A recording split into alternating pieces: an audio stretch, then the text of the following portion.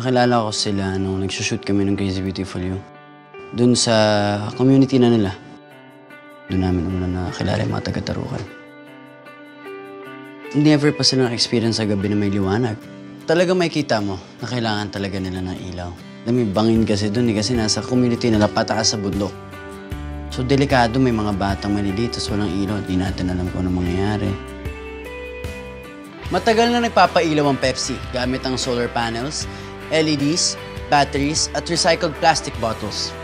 Sa pagkakaisa nila ng My Shelter Foundation, marami ng communities ang natulungan. Nakipag-partner pa kami dati para sa Tacloban. Kaya naman naisip ko na pwedeng-pwede talaga tong Liter of Light sa Tarukan.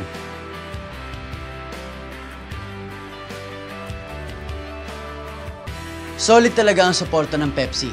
Ang galing nga eh. Kahit yung Star Cinema, na-excite din at sumuporta rin. Nag-install kami ng ilaw sa bawat bahay sa Tarukan.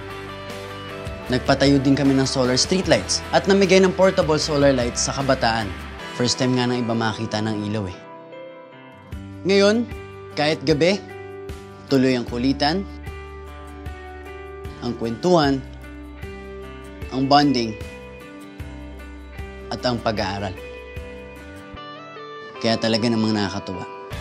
Nagpapasalamat talaga ako sa Pepsi at sa fans na nagpo-post gamit ang hashtag Pepsi Challenge. Araw nyo to para makatulong. Dahil sa bawat tweet nyo, ay magdodonate ang Pepsi ng $1 sa Liter of Light. Sana marami po kayong maipost ng marami din tayong matulungan. Salamat po sa inyo.